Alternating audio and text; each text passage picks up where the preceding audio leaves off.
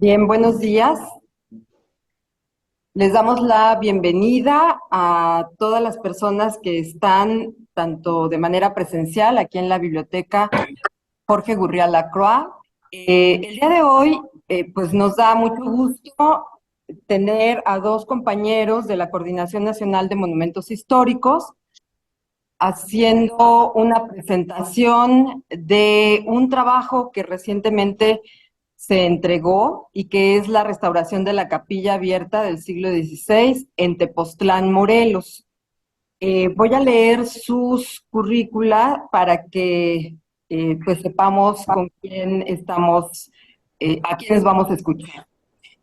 La maestra en arquitectura, Mariana López Mendoza, es egresada de la Facultad de Arquitectura de la UNAM, de CU, y también realizó su maestría en arquitectura con especialidad en restauración de monumentos en la Escuela Nacional de Conservación, Restauración y Museografía de Lina. En el año 2004 recibió una beca del programa formativo avanzado en conservación del patrimonio arquitectónico y urbano de la Fundación Carolina en España, y realizó, entre otras actividades, un máster en restauración y rehabilitación del patrimonio en la Universidad de Alcalá, también en Madrid, España. Su desempeño profesional se ha desarrollado en la coordinación de proyectos y obras de restauración de orden público y privado para la construcción del patrimonio histórico construido. Desde el año 2009 labora en el Instituto Nacional de Antropología e Historia y a partir de enero de 2017 forma parte del equipo de la Subdirección de Supervisión de Proyectos y Obras Externas de la Coordinación Nacional de Monumentos Históricos, participando, entre otras actividades, en proyectos como la restauración de la escultura de Carlos IV y su pedestal, y en el programa de atención a los monumentos históricos afectados por los sismos de 2017, entre muchos otros trabajos que ha desempeñado la maestra Mariana. Nos da mucho gusto tenerla aquí con nosotros. Enseguida voy a presentar. El maestro Antonio Mondragón Lugo cursó los estudios de licenciatura en la Universidad Nacional Autónoma de México, en donde obtuvo el título de arquitecto con la tesis Museo de Arte Popular en la ciudad de Oaxaca. Cursó estudios de posgrado en la Escuela Nacional de Conservación, Restauración y Museografía de Lina, en donde obtuvo su título de maestro con la tesis Método para la incorporación del patrimonio a los planes de desarrollo urbano, el caso de Tlalmanalco, Estado de México. Dentro del Instituto Nacional de Antropología e Historia, participó en el proyecto de restauración del exconvento de Santo Domingo de Guzmán en la ciudad de Oaxaca, en el programa emergente de rehabilitación de inmuebles arqueológicos, históricos y artísticos afectados por los sismos de 1999 en el estado de Oaxaca, y en la Coordinación Nacional de Monumentos Históricos se desempeña como director de apoyo técnico. Pues bienvenidos a ambos y están en uso de la palabra. Muchas gracias por aceptar compartirnos este proyecto que se llevó a cabo aquí en la coordinación. Sí, muchas gracias, Julieta, por la invitación y a todos los que nos escuchan. Yo hubiera preferido, y quizá también Mariana, estar ahí físicamente, siempre es mejor, ¿no? La cercanía, pero bueno, yo por razones de salud, pero también por razones de agenda y de cosas que atender fuera de la oficina, pues lo pudimos hacer así, pero sí nos interesaba mucho esta charla, porque es la oportunidad de comunicar el trabajo del instituto. Y aquí también quiero hacer énfasis en este sentido. Lo vamos a presentar nosotros como parte de la Coordinación Nacional de Monumentos Históricos, pero hay detrás trabajo de mucha gente dentro de la institución. Por eso están aquí también estos logotipos de las distintas áreas que participaron en el proyecto. y que sin lo cual pues no se hubiera podido llevar a cabo, ¿no? Eh, como antecedente, bueno, pues esto, eh, por supuesto que se detonó a partir del sismo del 2017, todo este programa de atención que se ha venido dando a los inmuebles federales. Y aquí, bueno, pues se dio una circunstancia muy particular, que hubo el interés por parte de la Embajada de Hungría, o del gobierno húngaro, de hacer una aportación económica para la recuperación de algún conjunto importante. Bueno, pues fue también un proceso que no fue nada sencillo, pero que se pudo lograr, y en gran medida gracias a las gestiones del instituto, de la coordinación, y yo también lo recalco de parte de la coordinadora, ¿no? De la maestra Valeria Valero. Y entonces, bueno, pues se dio esta circunstancia en la que los recursos aportados por Hungría se pudieron canalizar a este conjunto arquitectónico, y se estableció un equipo de trabajo en el que participó, por supuesto, el Centro INA Morelos, la Coordinación Nacional de Conservación y la Coordinación Nacional de Monumentos Históricos. Para, en esta charla nos interesa enfocarnos sobre todo en este proceso de desarrollo del proyecto y de trabajo de intervención. Para situar simplemente el conjunto en el espacio y en el tiempo, eh, este conjunto arquitectónico que fue fundado por los dominicos en la segunda mitad del siglo XVI, pues organiza y domina la traza urbana, ¿no? Y ordena ese paisaje tan particular del Valle de Tepoztlán. Este conjunto tuvo varias etapas constructivas. Los historiadores, los arqueólogos han identificado al menos 8 grandes etapas que se pueden diferenciar bien por la característica de los materiales, por las uniones constructivas que se pueden advertir en el conjunto. Entonces, una, una primera etapa que está muy claramente identificada, pues es esta configuración del gran atrio, ¿no? Estos grandes espacios abiertos eh, en cuyo eje central, en el sentido oriente-poniente, se desplantó esta primera capilla, esta capilla abierta, y que permaneció así durante algunas décadas, con la delimitación ya de la barda atrial, como única construcción en este gran espacio. En una segunda etapa se construyen ya las capillas posas, es decir, ya se le da un sentido procesional al atrio, y también los espacios anexos a la capilla abierta. Esta sacristía y una antisacristía que permanecen aún en pie.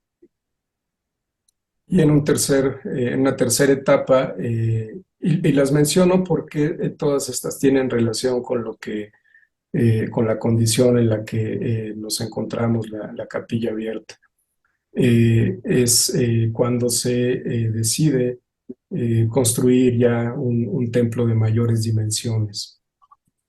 Y con ese templo también la construcción de las dos torres que flanquean la portada. Entonces, hasta aquí voy a detener, digamos, esta secuencia constructiva para, no, para poder entrar ya a la parte de la situación en la que encontramos el inmueble y que tiene que ver, pues, sí, con por un lado, una valoración importante que se hace. Hay una declaratoria de 1933, ha sido estudiado siempre por los especialistas en la historia de la arquitectura virreinal. Es un monumento histórico declarado, bueno, es monumento histórico por determinación de ley, forma parte de esta inscripción en la lista de patrimonio mundial del conjunto de monasterios de las laderas del Popocatépetl, en fin, pero ha tenido, al menos en el caso de la capilla abierta, pues una historia no muy afortunada. Eh, Ponemos este plano porque es muy sintomático, ¿no? De cómo en este momento, que son los años 30, pues pensaba, y de hecho se hizo una solicitud para poder hacer uso del atrio y de los espacios contiguos a esta capilla para actividades escolares, ¿no? Incluso pues ahí aparece un baño, ¿no? Adosado a la capilla. Y esto, bueno, pues la documentación gráfica que hay, pues sí refleja esta situación. Eh, a principios del siglo XX hay varios registros fotográficos que muestran cómo este espacio que llevaba ya varios siglos en abandono, pues era objeto de actos pues de rapiña prácticamente, es decir, constantemente se estaban desmontando los materiales de los muros para aprovecharlos en alguna otra edificación. Eh, y es así como llega hasta el momento actual, o por lo menos antes de esta intervención, que tuvo que ver con trabajos en todo el atrio. Aquí nos vamos a enfocar solamente en este elemento, pero que en esta imagen aérea eh, se muestra un poco de lo que sucedía. Es decir, eh, por un lado, la construcción de una capilla eh, temporal, por que el templo quedó en condiciones también de inhabitables, o por lo menos con algunos daños por el sismo que hacían que el espacio tuviera la condición de riesgo. Y ahí se fueron dando otras instalaciones por parte de grupos de la comunidad. Se descuidó el crecimiento de los árboles, en fin, una inercia bastante negativa eh, para este conjunto, para este espacio abierto, sobre todo. Y pues ya enfocando más la atención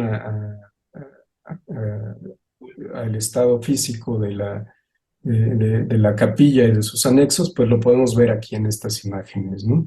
Si por un lado, pues algunos adosamientos de construcciones de particulares, por el lado sur, un aula o una bodega de la escuela que está en el lado oriente, eh, desprendimiento de mamposterías, crecimiento de vegetación, fin, un espacio que en el imaginario colectivo pues estaba ahí ya como una ruina.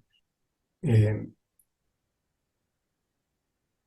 Aquí una imagen más, ¿no?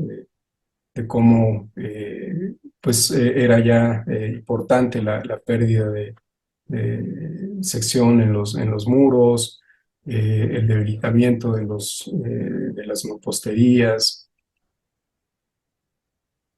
ya lo que comentaba hace un rato, ¿no? En la parte superior de los muros, una colonización de micro y macroflora.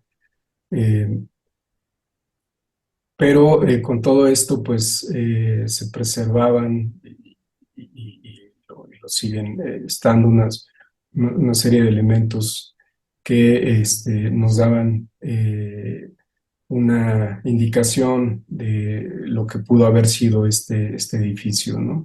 De cómo fue su configuración arquitectónica. Estos son vestigios de la fachada, ¿no? Tanto en el costado norte como como en el sur. Y entonces, bueno, ya eh,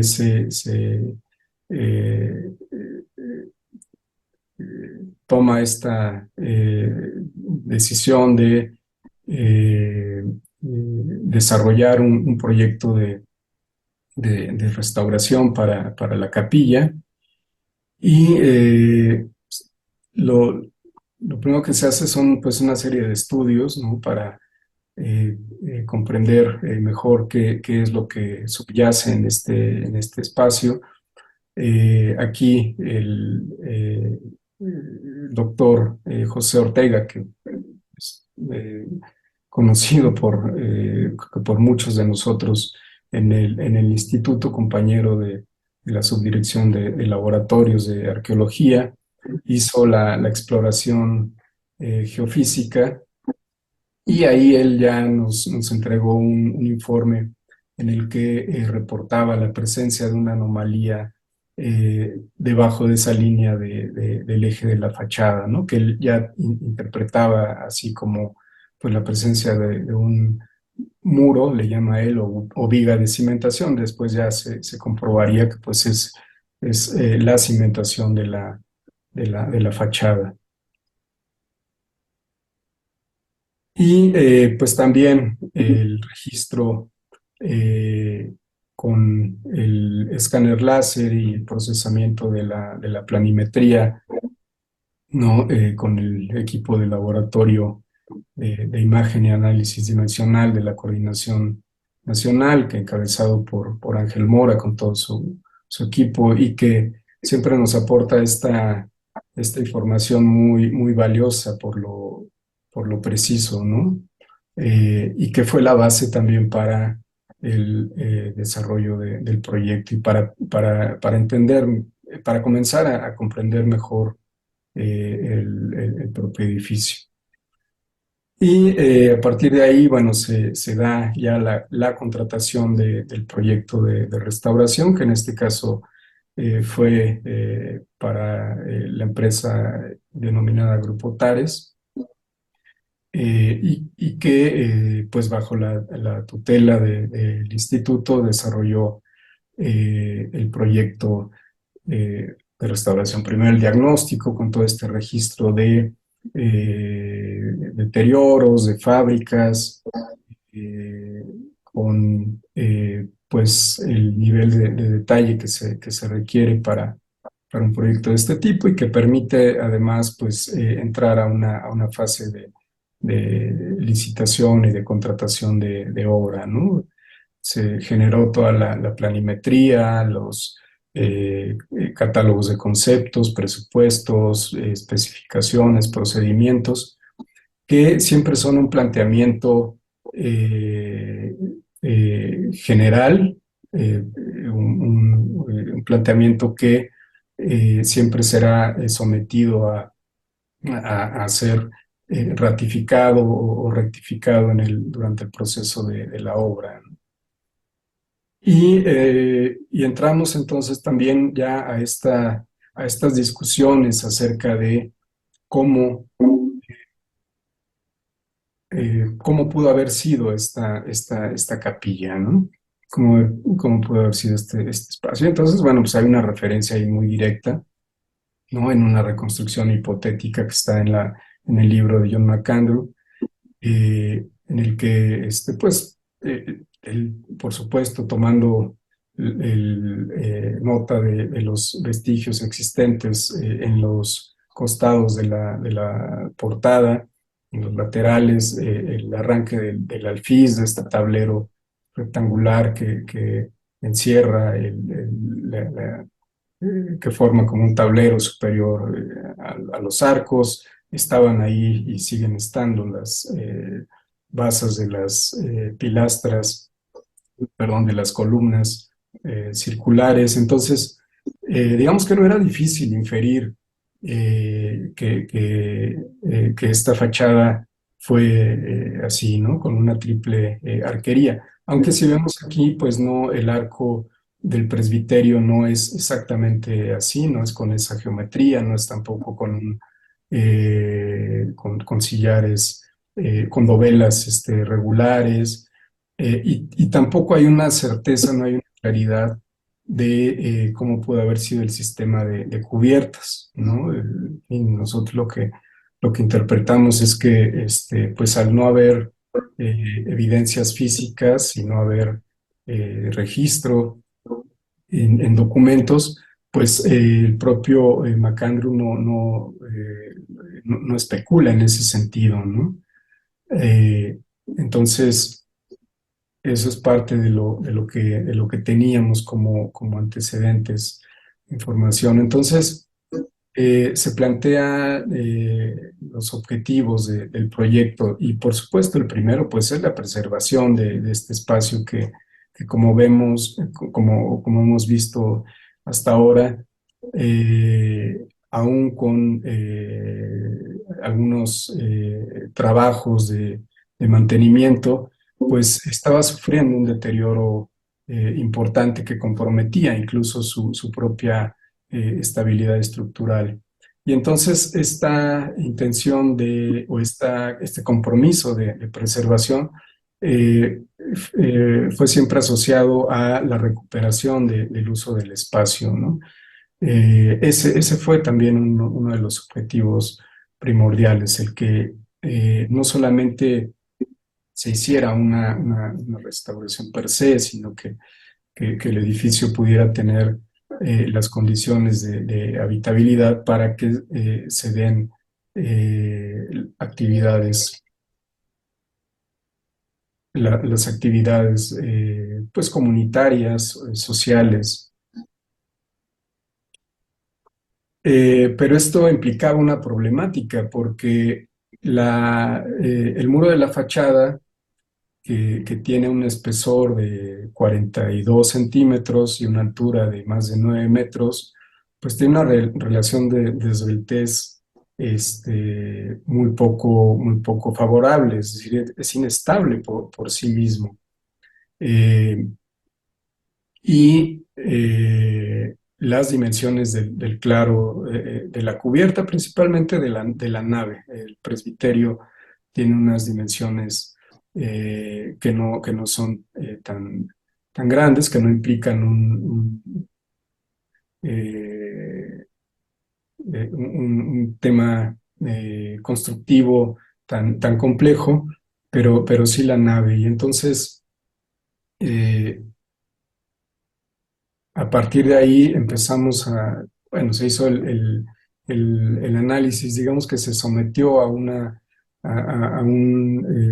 ejercicio de comprobación de algunas hipótesis de que este espacio de la nave pudo haber tenido una cubierta abovedada. Se hizo análisis de distribución de cargas, ¿no? Suponiendo un peso de una bóveda de mampostería convencional, pues se pudo determinar que las líneas de empuje de esa bóveda saldrían de la sección del muro, es decir, no, ese muro de la fachada no tendría la capacidad para soportar las cargas de una bóveda de cañón corrido.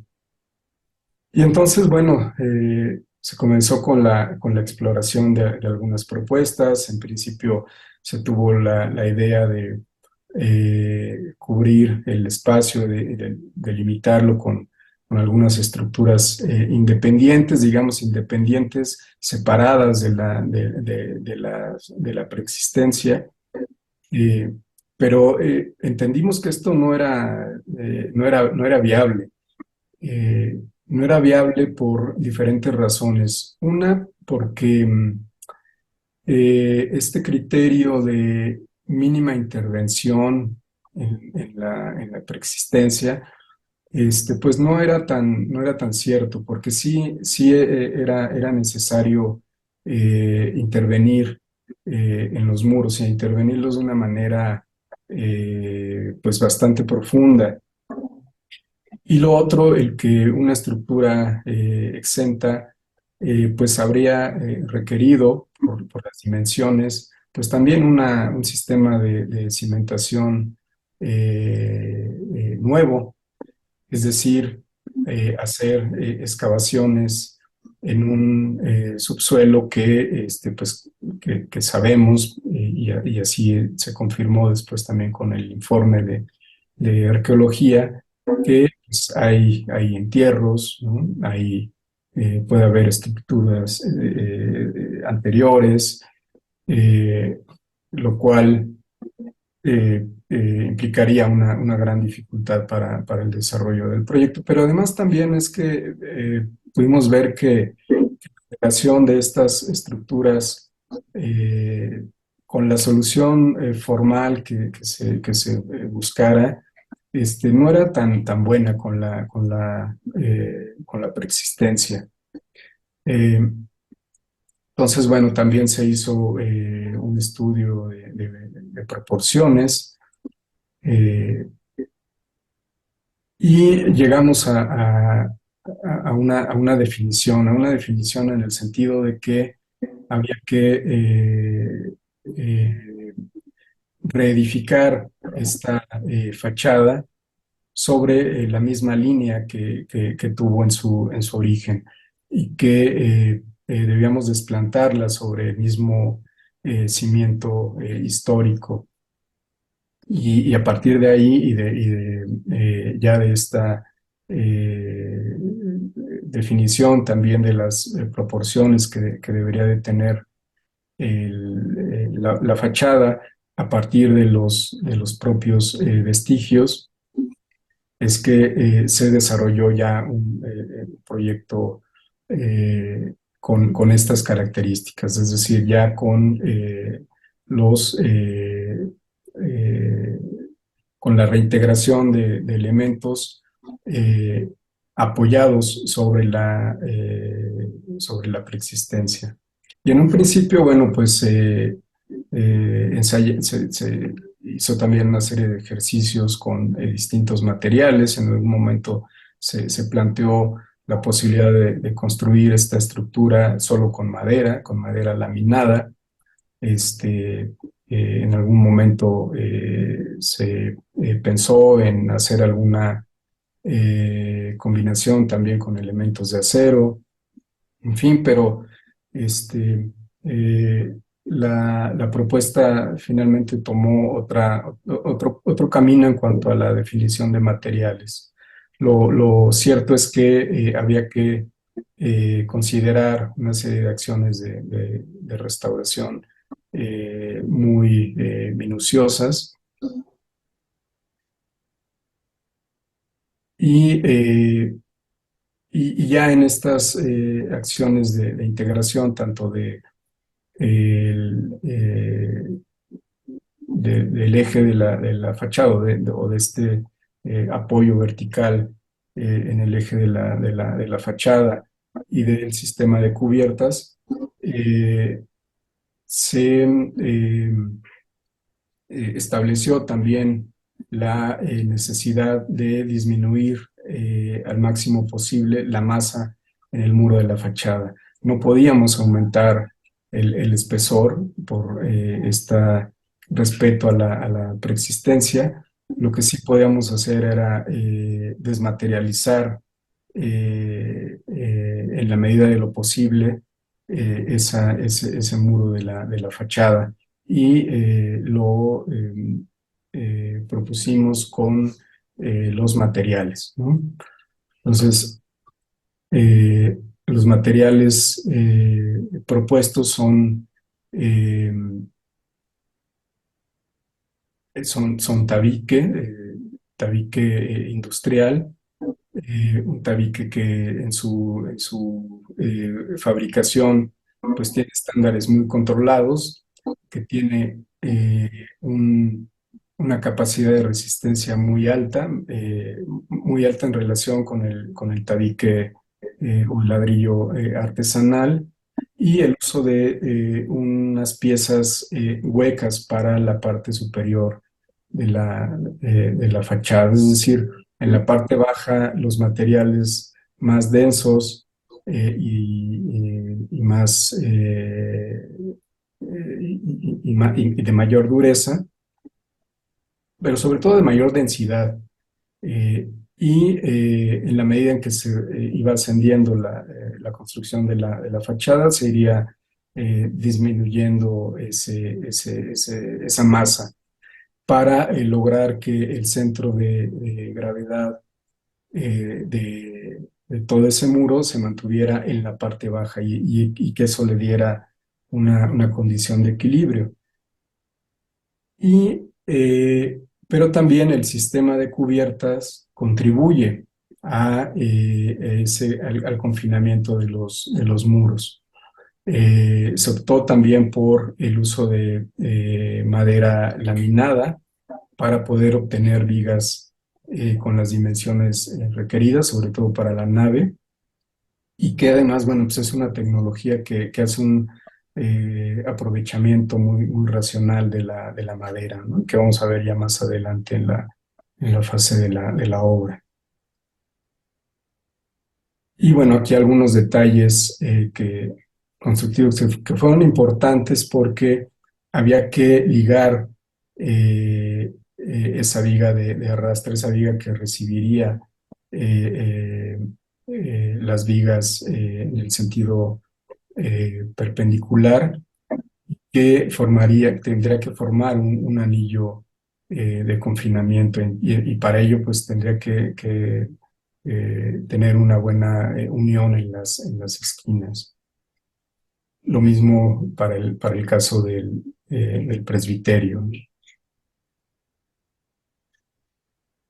Y bueno, algunos detalles también que en ese momento se plantearon para el desalojo fluvial, que no era sencillo porque primero no teníamos tampoco información de cómo pudo haber sido, hacia dónde pueden haberse dirigido las pendientes en un origen, pero quizá esto no fue un problema cuando el edificio estaba aislado, pero ya en el contexto actual en el que hay colindantes en las tres orientaciones, esto se complicaba. Entonces, bueno, en el momento, en la etapa del proyecto se determinaron estas pendientes que después en la obra tuvieron una modificación. Pero digamos que hasta aquí yo cierro como esta parte técnica, ¿no? Del desarrollo del proyecto, pero ya una vez que hubo una definición, pues también se hizo una comunicación, digamos, yo no le llamaría tanto como una sociabilización eh, eh, con grupos de la comunidad, pero sí al menos se hicieron un par de presentaciones en las que se les mostraron estas imágenes que son más como viñetas, ni siquiera como renders hiperrealistas, ¿no? Es decir, lo que queremos mostrar y comunicar es que el sentido del proyecto era el que la comunidad se reapropiara del espacio, ¿no? Y entonces, bueno, pues estas imágenes creo que nos permitieron comunicar esto en una primera reunión.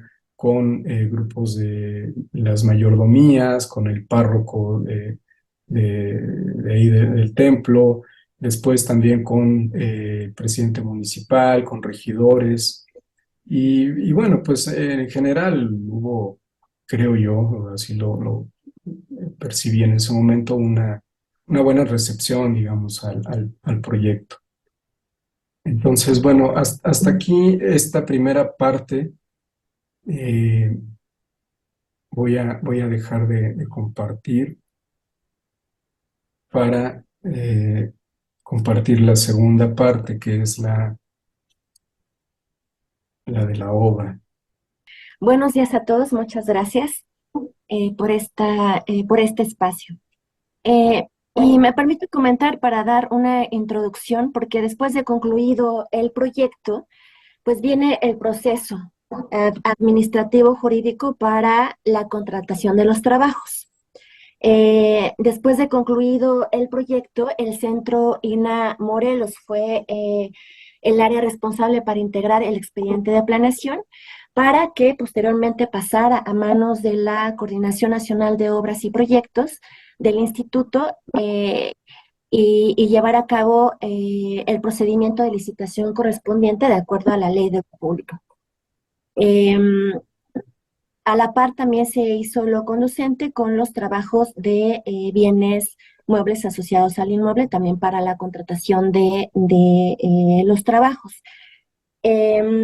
La intervención arquitectónica se adjudicó a la empresa Skoda Técnicas de Arquitectura, iniciando los trabajos en julio del año pasado.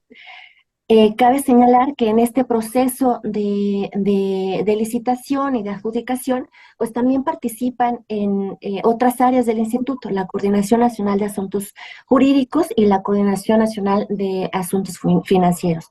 Estuvimos trabajando de la mano con la Coordinación Nacional de Conservación del Patrimonio Cultural y obviamente con el Centro INA Morelos.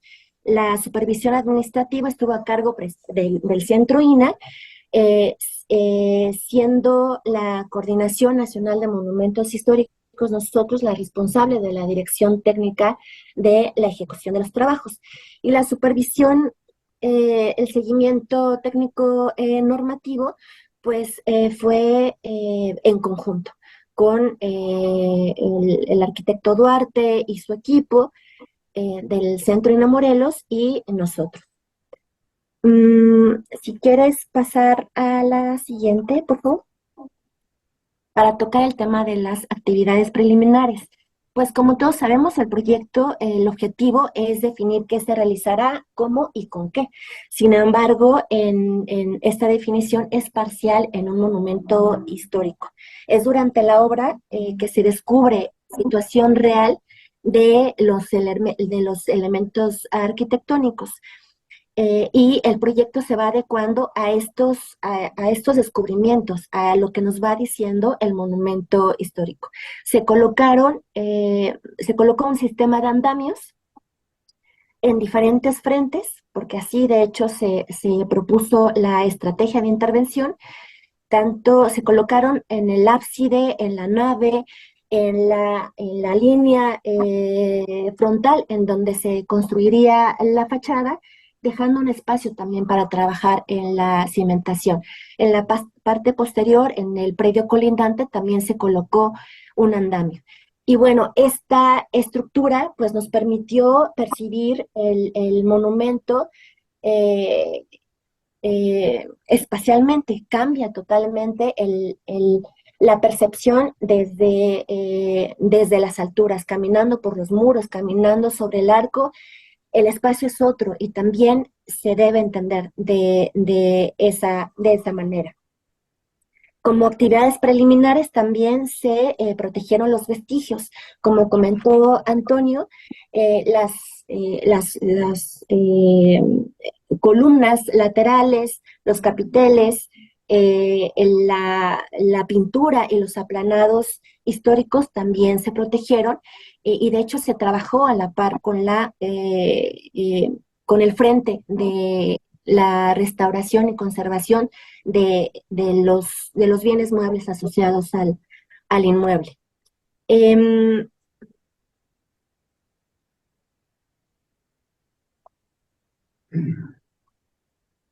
Ya en el tema de las liberaciones, cuando ya se empieza a trabajar, pues encontramos algo no previsto en el proyecto. Se suponía porque los muros estuvieron expuestos a la intemperie durante siglos. En la década de los 90 se hizo unos trabajos de enrase, pero sin embargo la mampostería estuvo expuesta durante mucho tiempo y esto se vio reflejado en lo que vimos. Estas dos fotografías es la esquina, una de las esquinas del ábside, la que da hacia el predio de la chocolatería. Como ven, el tamaño de las raíces, el tamaño de los árboles, pues ya habían invadido gran parte de la estructura. El mortero estaba disgregado, por lo que se tuvo que liberar mayor volumen de lo planeado. Todo esto para eliminar cualquier resto de flora y también de elementos disgregados para lograr una buena consolidación. Mm, En el tema de las consolidaciones, la fábrica de los muros, a pesar de la exposición que les comento, se encontraban en un muy buen estado. La mampostería se conforma por piedra en las partes bajas de piedras grandes y en la parte superior de piedras pequeñas pero muy bien colocada. El mortero tenía buena consistencia, no mostraba, no estaba deleznable, por lo que se trabajó sobre esta. Em, se, el arco de la fotografía que vemos derecha se encontraba en buenas condiciones, tenía una fisura, se hicieron las calas y se observó que no tenía un daño estructural. Los morteros con los que se trabajó fueron compatibles totalmente a la fábrica. El mortero con que se asienta o que se asentó la mampostería histórica es terciado, un mortero a base de cal con una proporción de arcilla y arena. Y de igual manera se utilizaron para la consolidación de los muros. La que sigue. En cuanto a las restituciones, como comentaba, pues y de hecho también lo mencionó Antonio y se veía en las fotografías anteriores, eh, ya estaban en un nivel mucho más bajo de lo que el análisis de proporciones resultó, por lo que se tuvo que restituir una buena volumetría para llegar al nivel del proyecto con piedra tezontle, una piedra muy densa, es la que ahorita se encuentra en el mercado, pero se tuvo cuidado precisamente de colocarla, de asentarla con un mortero terciado, como comentaba, para continuar con una buena fábrica, considerando el ancho de los muros. Mm, Ahora también eh, los muros laterales también debían trabajarse, bueno, todo, pero se tuvieron que trabajar considerando que la fachada se amarraría hacia estos para lograr un conjunto, los muros históricos con la nueva fachada y lograr así la unidad estructural. Esta es un esquema del despiece de la fachada. Como comentó Antonio, definió utilizar un tabique hueco y también un ladrillo de dimensiones de 5.7 por 10 por 20 centímetros. Estos materiales en el proyecto se propusieron, pero ya en el momento de buscarlos para la compra, sí no fue sencillo. Se había considerado en los fustes un material que, ya hablando con los proveedores, fue complicado que se hiciera un molde especial para las columnas, por lo que se decidió cambiar el material por una cantera del lugar, una cantera con características similares a las históricas, con un color un poquito más rojo, y se planteó de esta manera. El tema del tabique también se hicieron se solicitaron diferentes muestras y se hizo una revisión de las dimensiones, de las proporciones, y se trabajó mucho con estos materiales en obra. Las, las bases, teníamos en el sitio vestigios, o bueno, las bases estaban ahí, sin embargo no cumplían con los requisitos estructurales, por lo que se decidió eh, eh, sustituirlas por unas nuevas piezas, respetando la geometría y el diseño. La cimentación se construyó sobre, como lo comentó también Antonio, sobre los restos de la cimentación histórica. Y que se pudo recuperar, que se encontró también ahí en lo que fue la huerta del convento, que ahora forma parte del museo, y que hay varias piezas ahí de vestigios. Uno de los capiteles, ¿no? En un capitel del lado norte, y una pieza que hace el salmer, es decir, el arranque del arco, también de ese mismo costado. Entonces, bueno, eso fue también algo que se pudo lograr, el que esas dos piezas volvieran a estar en su sitio. Sí, Adelante. sí, dentro de este conjunto de piezas, que más o menos era una veintena, pues hay diferentes piezas que seguramente pertenecían o fueron parte o de las capillas posas o de la capilla abierta. Sin embargo, también fue necesario evaluarlas para ver el tema estructural y también las condiciones, pues han estado bajo la intemperie durante siglos. En el esquema que vemos del lado superior derecho, es la planta del vestigio existente, del salmer, del lado derecho, viendo de frente, y es sobre esta base donde se hicieron diferentes ejercicios para poder definir la geometría y el diseño de la arquería, puesto que esta se apoyaría sobre esta pieza. El trabajo de la fachada fue un trabajo muy minucioso, muy pues estricto en el despiece, en la determinación de cómo se iban a colocar estas piezas para poder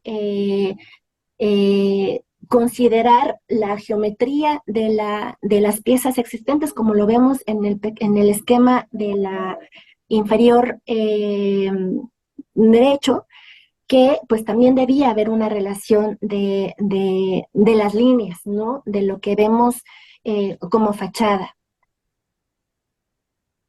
Y el aparejo se trabajó junto con los maestros, quienes debían conocer el material. Como comentaba, se hicieron diferentes ejercicios, y también el material que se seleccionó después de un trabajo de revisión de las texturas y de revisión de los colores en seco y en húmedo, porque también pues, se debía considerar que en algún momento pues, iba a llover, ¿no?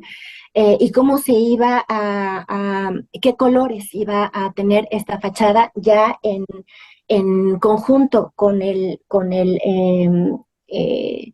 templo, con el atrio y con los demás elementos.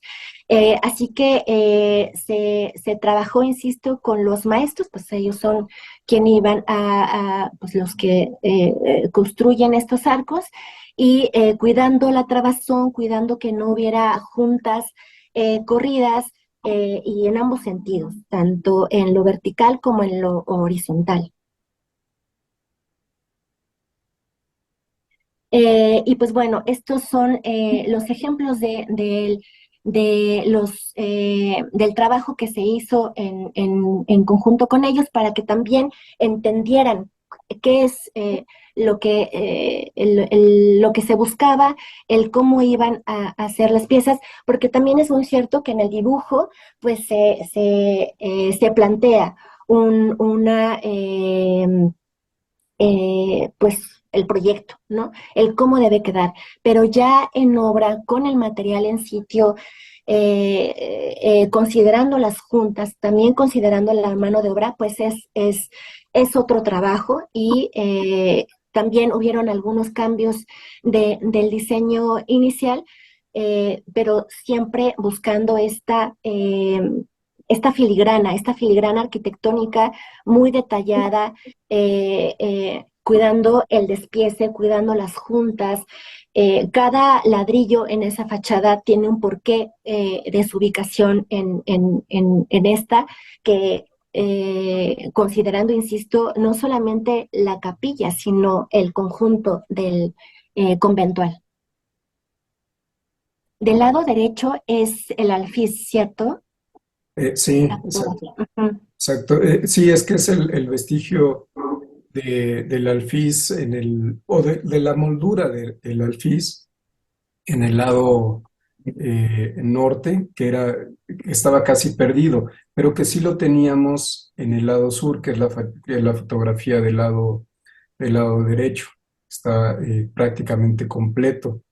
Y entonces eso nos permitía tener ese perfil que se reprodujo con el despiece del tabique, eh, y que había que darle la vuelta después, que había que convertirlo a la horizontal, esa moldura, y por eso ahí el ejercicio y la presentación de muestras eh, en la fotografía central, porque sí, efectivamente, como lo comentó Mariana, pues los maestros en general no leen los planos, digamos, ¿no? Ellos se basan siempre en la presentación de muestras, ¿no? En acomodar los materiales de la manera en la que se está planteando en el proyecto. Y es bastante razonable hacerlo de esa forma. Me está Ujú. pasando la presentación, me está corriendo otra vez. Voy a dejar de compartir y a compartir nuevamente. Está muy bien. Y mientras tanto comento también que mencionaste anteriormente el tema ahí está, el tema de la cubierta que se había planteado con dos pendientes. Ah, no, se había planteado con una pendiente, dirigiendo el agua hacia la fachada. Ya en el sitio se decidió cambiar la pendiente del ábside. Se colocaron unas ménsulas para alargar la cubierta y provocar una caída libre del agua y que no cayera sobre el paramento exterior que da hacia el predio colindante. Esto fue una modificación, de hecho también se definieron las pendientes. En el lado derecho es en donde se muestra la viga de arrastre, que esta era pues muy importante, esta viga de arrastre, y vamos a ver una fotografía continua, el siguiente.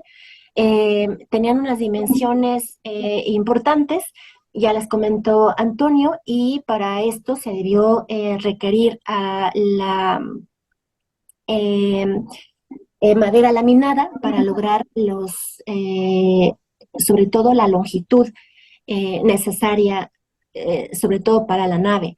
Las vigas, si bien se solicitaron con unas dimensiones, fue necesario colocarlas y trabajarlas en sitio porque pues también los muros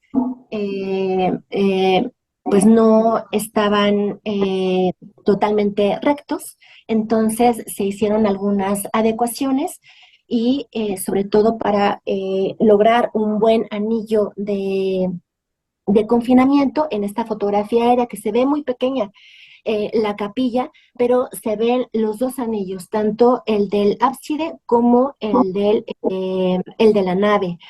En la parte derecha están trabajando en este ensamble que fue a media tabla para lograr, insisto, un buen trabajo del anillo y lograr esta unidad estructural que requería los muros históricos y que fue la fachada también la que cerró este conjunto o este sistema. En esta fotografía se está es una vista aérea del lado izquierdo, se está colocando el contrachapado de madera eh, que fue clavado a las vigas para lograr este diafragma y lograr que los muros pudieran trabajar de la mejor manera ante un sismo. En la parte inferior se ve una vista ya desde el interior.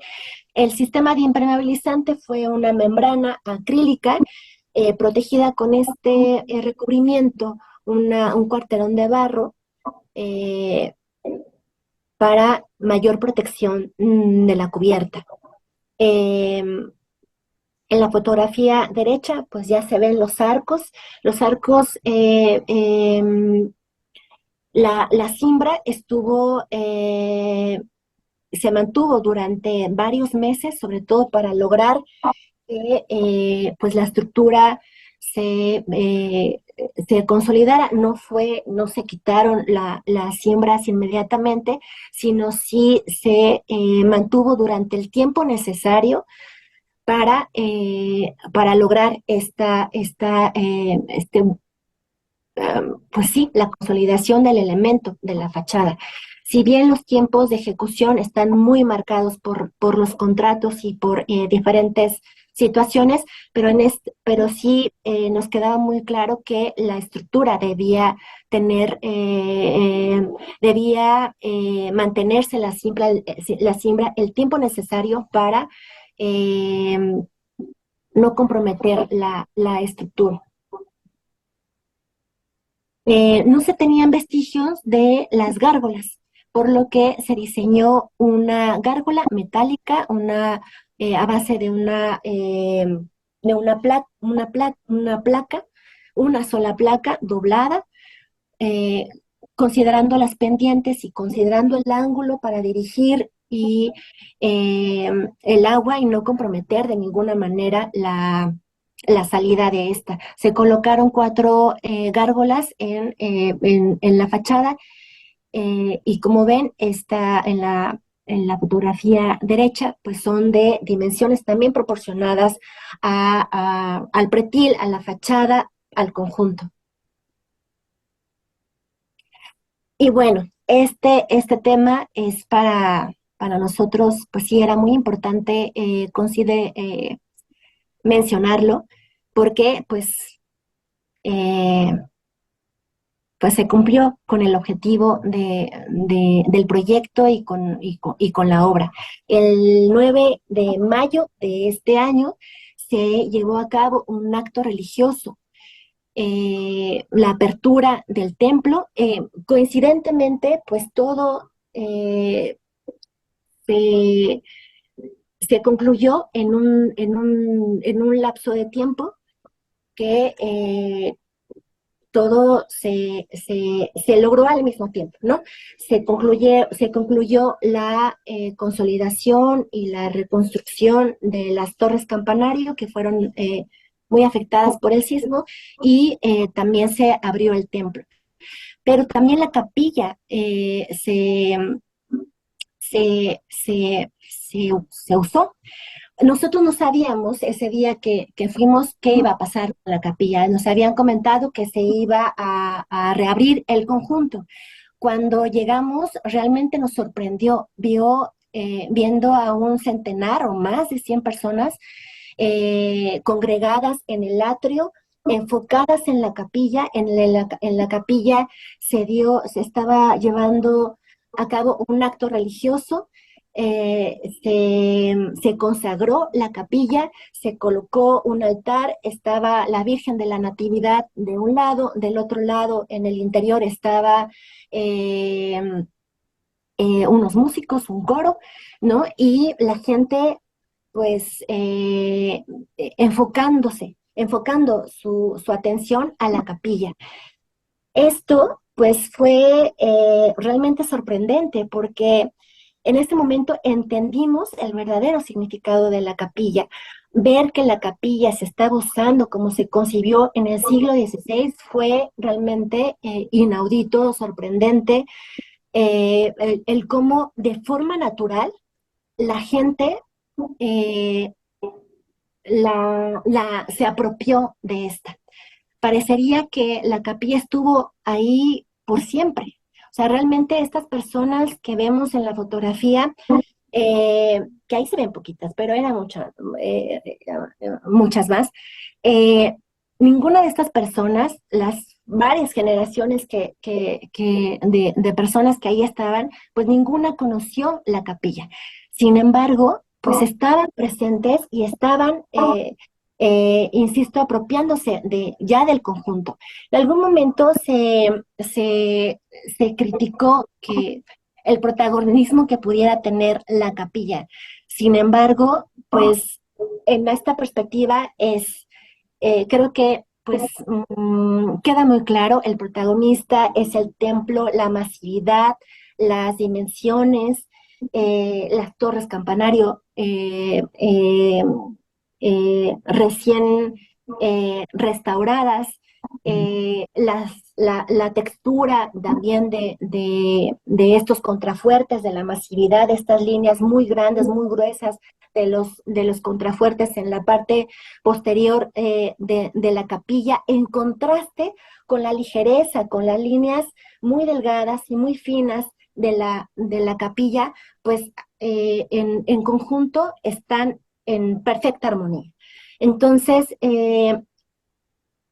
pues si en algún momento se pensó que la capilla pudiese tener un uso cultural, un uso lúdico, que para talleres, que para algunas otras actividades, pues nos quedó muy claro que la capilla tiene un uso, ¿no? Y así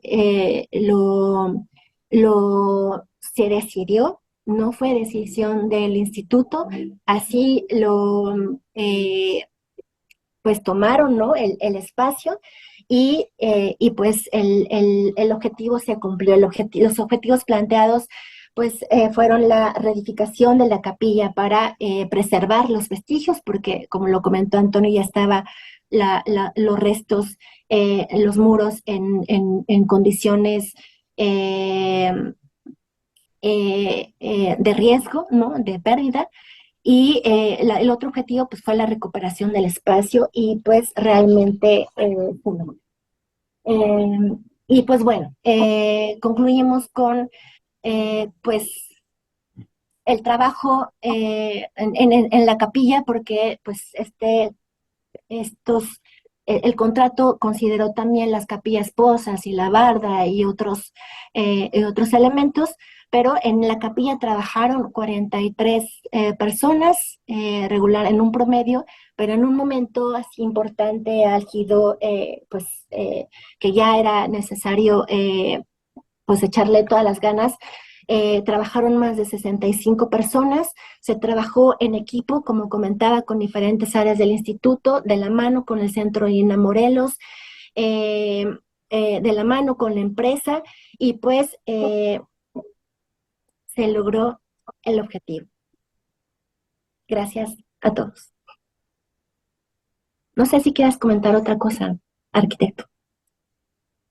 No, pues nada más, yo creo que era lo que queríamos comunicar, sobre todo el proceso, ¿no? El resultado en términos arquitectónicos, pues siempre puede ser controversial, puede ser cuestionado también, y bueno, pues es parte de este tipo de intervenciones. No fue un proceso nada sencillo, eso hay que decirlo, al contrario, fue de lo más difícil por muchas situaciones, más allá incluso de lo técnico, pero lo técnico fue complejo.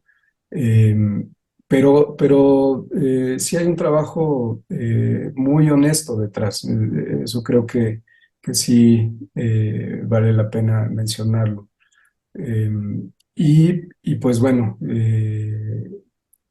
también siempre hay que hablar de o mencionar por lo menos a la gente trabajadora, ¿no? Al personal operativo que materializa estos proyectos, a veces en condiciones difíciles también, ¿no? Ellos generalmente se quedan a vivir ahí en los lugares, a veces en los propios espacios de obra, en temporadas de un calor tremendo, ¿no? De aguaceros, en fin, y pues es la gente que realmente hace posible este tipo de trabajos, ¿no? Entonces, pues también vaya una mención para todos los que participaron en la ejecución de la obra y por supuesto a todos nuestros compañeros del instituto, que bueno, pues no podemos mencionar a todos y cada uno porque no terminaríamos,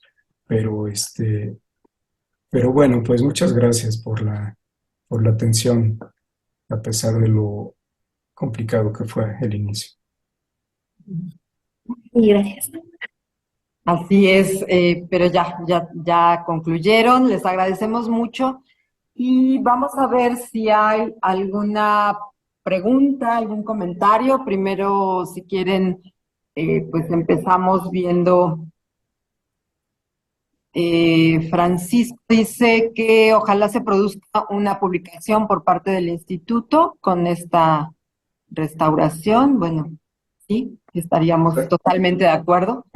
Francisco Ramos. Yo creo que sí.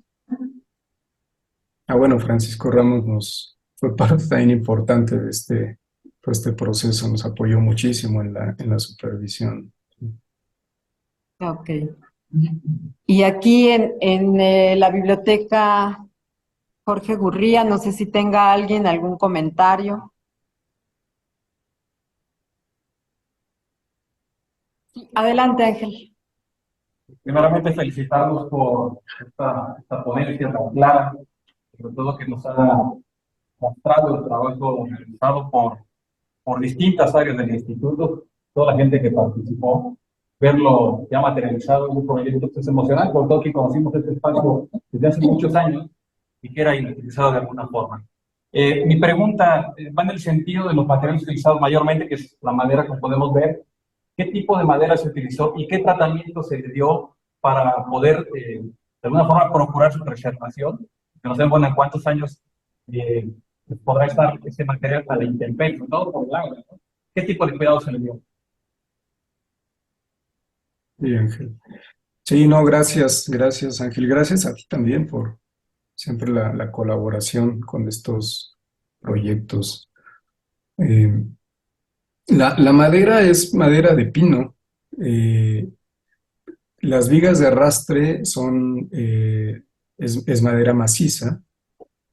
Eh, las vigas que cierran el espacio, como lo comentamos, pues son estas vigas laminadas, es decir, es también madera de pino, son tablas que se van uniendo con un adhesivo especial para formar esta sección, que, estas secciones que se requerían en el proyecto, que son de este, 15 por 25 centímetros por 8 metros de largo.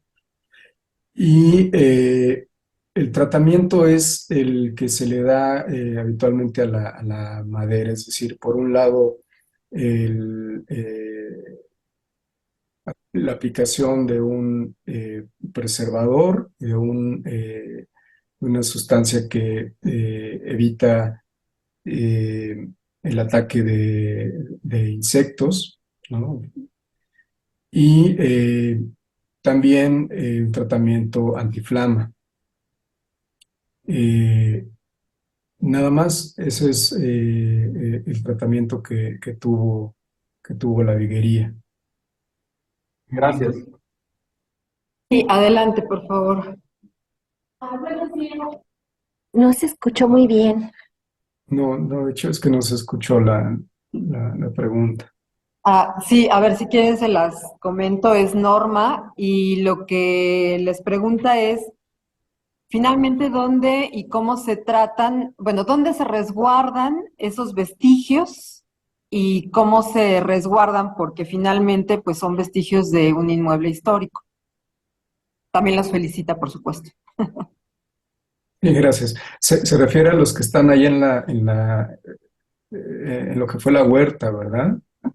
Sí, sí, exacto. Sí, sí, bueno, es que están ahí, simplemente se han ido llevando ahí a lo largo del tiempo, se han rescatado prácticamente de la, del saqueo o de la salida de materiales que pues, se dio durante todo el siglo XX, en realidad, eh, o bueno, una buena parte pues del siglo XX, en la que no había pues el cuidado y la protección necesaria para estos vestigios. Entonces, fueron a parar allá justo por eso, porque Lina ya siendo el destinatario del convento, pues los trasladó para ese resguardo y pues no tienen mayor protección, están ahí solamente este, eh, resguardados, ¿no? Y, y lamentablemente es muy difícil saber de dónde pudieron provenir estos elementos.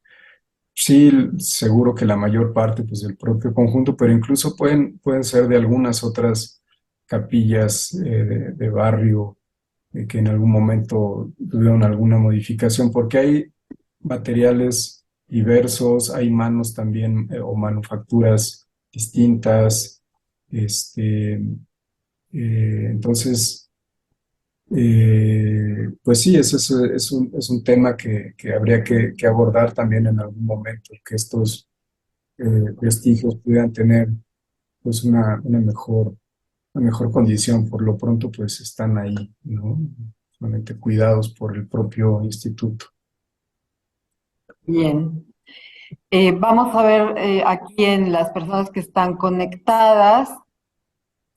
Mónica les felicita y quiere saber cuánto tiempo se llevó todo el proceso, desde los estudios, el proyecto, la ejecución de la obra, debido a que sabe que no es sencillo llevar a cabo este tipo de planteamiento desde el punto de vista técnico y además de tener a la comunidad atenta a las acciones que se van a llevar a cabo. Y después de esto, Valeria tiene la mano levantada, entonces si quieren responderle a Mónica y después le pedimos a Valeria que pues abra su micrófono y su cámara para que les pueda preguntar directamente. Sí, pues bueno, yo creo que se puede ligar con la participación de Valeria, porque ella también fue evidentemente pues parte de todo este proceso, pero creo que tiene mucho más claros los tiempos que corrieron, pero pues yo creo que fueron más de 2 años de todo este proceso, desde que se dio la firma del convenio con Hungría hasta esta celebración, que para nosotros fue como ya la consecución. Que además yo puse la fecha mal, porque yo puse que fue en mayo, pero no fue en junio. Este, sí, ahí yo lo puse mal, pero digamos que ese lapso, pues sí fueron más de 2 años, si no me equivoco, ¿no, Vale? Sí, hola, pues buenos tardes ya. Justo estamos cruzando el mediodía. Muy buenas tardes a todos. Y bueno, pues no vemos quién está en biblioteca, pero pues les mandamos muchos saludos afectuosos. A mí, igual que a los ponentes, pues nos hubiera gustado mucho estar ahí.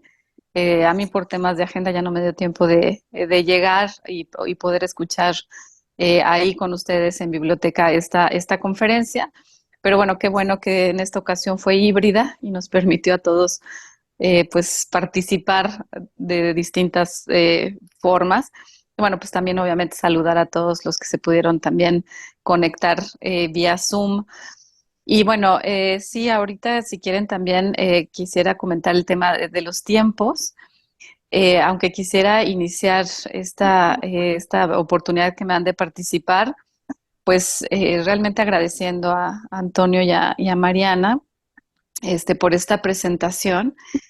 La verdad es que, pues sí, nos parece sumamente importante que se den a conocer los fundamentos que estuvieron atrás de este proyecto, ¿no? De cada una de las decisiones de este proyecto. Es un proyecto, como ustedes pues ya lo han visto, un proyecto, pues si no el más importante que hemos desarrollado en la coordinación, pues seguramente de los más importantes. Por, eh, por el sitio, ¿no? En el que estamos interviniendo, ¿no? Como ya se dijo, pues un monumento histórico de primer orden del siglo XVI, pues inscrito además en la lista de Patrimonio Mundial, pero sobre todo con un gran significado para la comunidad. Entonces, pues ahí se conjugan muchísimos valores y pues características que se tuvieron que analizar y discutir en mesas de trabajo pues muy largas y a veces inclusive algo álgidas, ¿no? Porque pues no fue fácil llegar a este resultado. Como ya comentaron, hubo intervención de varias áreas del INAH. Y eso lo que les queremos además también transmitir es que de varias disciplinas, es decir, hubo especialistas de muchas disciplinas interviniendo pues en esta toma de decisiones. Tuvimos pues arqueólogos, historiadores, antropólogos, restauradores, arquitectos, ingenieros, en fin, o sea, un grupo muy importante de especialistas, de profesionistas, a mi parecer además, pues también, eh, o sea, muy bien calificados, pues todos con una gran experiencia y discutiendo, ¿no? De cómo podíamos resolver este tema, ¿no? O sea, por un lado, la conservación del vestigio, pues, de la materia, ¿no? Que se conservaba hasta ese momento. Y pues finalmente, y también lo que costó mucho trabajo, pues la integración de un elemento que permitiera el uso de este espacio, que era pues finalmente la expectativa y el deseo comunitario, ¿no? Recuperar un espacio. Entonces, también por eso, pues la opción de dejarlo como ruina, como vestigio, pues en este caso, digamos que pues ya no fue una opción, ¿no? Era recuperar ese espacio, dar eh, pues oportunidad a la población actual, pues a la comunidad del sitio, pues tener nuevamente un espacio para ellos de gran significado y de gran uso.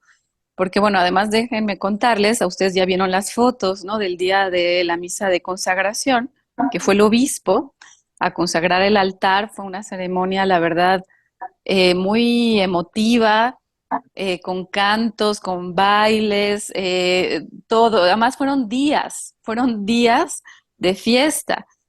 Salieron las imágenes de los demás templos del pueblo, grupos, ¿no? Con estandartes, eh, en fin, pues recorrieron todo el pueblo de Tepoztlán y finalmente todos se reunieron en este gran atrio. Y bueno, pues además de esa gran fiesta, ¿no? Pues de bienvenida también, porque pues regresaba la señora, ¿no? Del templo, que también había estado pues fuera, digamos, por la restauración misma, ¿no? Que se estaba llevando dentro del templo. Pero bueno, fue un gran día. Pero bueno, ya ese también nos comentaron que ya estaba prácticamente la agenda llena, ¿no? Para bautizos en la capilla abierta, para distintas ceremonias, también en el templo, obviamente. Y pues qué gusto, la verdad es que eso para nosotros fue la culminación, pues más, no sé cómo decirlo, pero bueno, digamos, la culminación pues más deseada, pues después de un trabajo como lo que fue, ¿no? Porque bueno, sí, ahorita regresando a los tiempos, el convenio con Hungría se firmó en 2019 y claro, llegó la pandemia, acuérdense, entonces, o sea, es decir, estábamos en plena pandemia. Entonces, en 2020 se hizo un nuevo acuerdo con Hungría, que es cuando nos transferirían el recurso al INAH, porque de inicio era el mismo gobierno de Hungría que iba a hacer la ejecución directa, ¿no? De estos trabajos, pero bueno, con la pandemia y la imposibilidad de trasladar especialistas técnicos y mano de obra, entonces se decidió que fuera el instituto quien hiciera la ejecución directa de estos trabajos y se transfirió el recurso y fue en 2021 cuando se pudo contratar el proyecto que, pues como ven, pues llevó realmente de verdad muchas horas, semanas, meses de discusión y de análisis. Se generó, de hecho, una mesa de trabajo permanente con todas las áreas del instituto involucradas y nos reuníamos periódicamente para revisar los avances, tanto de este frente como de los otros frentes, ¿no? Que también ya se han platicado, o sea, de las capillas Poza, de las bardas atriales, el mismo atrio en su conjunto, la cruz, y bueno, y en paralelo además también pues estaba, el templo ya estaba restaurado para ese entonces con recursos del seguro, pero faltaban las torres campanario. Entonces, bueno, pues fue un momento de gran intensidad, digamos, en ese conjunto, ¿no? Se estaban viendo muchos frentes y uno pues es el que ustedes acaban de ver, la capilla abierta, que finalmente, como les digo, se contrató el proyecto en el 21 y en el 22 se llevó a cabo la obra. Pues ya que ustedes también aquí están apreciando, al menos de la capilla abierta y también de la capilla, de las capillas Poza. Y bueno, pues sí, fue realmente un trabajo, a mi punto de vista, ejemplar. Yo esperaría que sí marque, pues, no un parteaguas, porque pues ya ha habido otros trabajos similares, pero que sí sea un buen ejemplo de cómo podemos trabajar, no solo en el instituto, sino pues en general, ¿no? Los trabajos, los trabajos de restauración. O sea, tendremos que realmente hacer lo posible. Sabemos que a veces no es así, pero bueno, lo posible para poder reunir equipos interdisciplinarios y poder, pues cada una de estas obras, discutirlas, analizarlas, revisar los distintos puntos de vista, ¿no? Tener los datos históricos, los datos de las transformaciones y por supuesto la información de fábricas, deterioros, que bueno, sabemos que quienes nos dedicamos a la restauración, pues esto no lo es como nuestro material de todos los días, pero de verdad a veces hay situaciones que nos imposibilitan, ¿no? Digamos, llegar a este grado de análisis y de discusión. Y en este caso se logró y pues yo sí también quisiera felicitar a todo el equipo que estuvo detrás de esto y de verdad aprovechar este espacio para sobre todo y de verdad mi mayor reconocimiento a Antonio Mondragón, que estuvo al frente de este proyecto, eh, horas sin dormir, días, meses sin, sin descanso para poder lograr llegar a este resultado. Comprometido, ¿no? De verdad, con este proyecto, y bueno, y pues no era para menos, es decir, es un gran gran proyecto, pero de verdad, Antonio, que yo te reconozco muchísimo la dedicación, el interés, la dedicación de esto, ¿no? Para llegar a este resultado.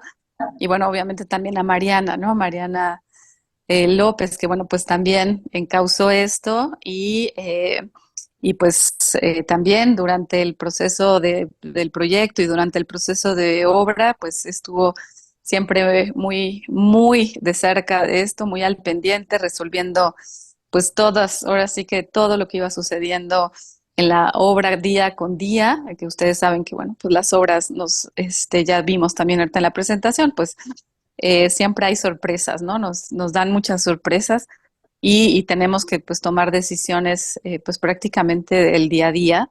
Esto requiere pues también un seguimiento muy importante y pues también se logró gracias a todos los equipos que estuvieron pues ahí muy comprometidos y hablaron también de Francisco Ramos. Yo también desde aquí le mando un caluroso abrazo y agradecimiento. Y bueno, pues ya me extendí en mi participación, pero sí quería de verdad, pues agradecer mucho que se haya podido dar esta conferencia. También coincido con Francisco Ramos, ya lo habíamos platicado inclusive también con Antonio, que vamos a hacer una publicación de esto. Sí tenemos que hacer una publicación. Yo creo que es muy importante que pues toda la investigación y todos los datos que se recabaron queden eh, pues impresos, digo, que queden por escrito, ¿no? Para futuras consultas. Y también me parece fundamental que por escrito también se pueda describir todo este proceso de toma de decisiones, ¿no? Que también quede el fundamento de este proyecto, pues claramente expresado, ¿no? En una publicación. Entonces, bueno, pues yo espero que pronto lo podamos hacer. Y bueno, pues nuevamente les mando muchos saludos y muchas felicitaciones y gracias, Julieta, a ti también por estar atrás de siempre de estas charlas que la verdad creo que este, pues que son muy importantes, ¿no? Para la coordinación de monumentos, este intercambio entre todos nosotros. Gracias. Claro que sí, sí, son muy importantes y además creemos que de esta manera, pues todos en la coordinación podemos darnos cuenta del trabajo que cada área pues va desempeñando, ¿no? Que a veces nos cruzamos en el patio, pero no sabemos exactamente ni quién es ni qué está haciendo, ¿no? Y bueno, es una manera de ponerlo sobre la mesa y además pues que otras personas también lo conozcan. Muchas gracias a ustedes.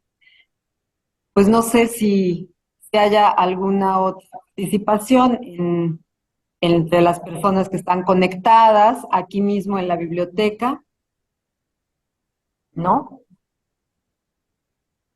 Parece que no. Bueno, pues, ¿qué les parece si los despedimos con un caluroso aplauso virtual para ustedes? Muchas gracias por...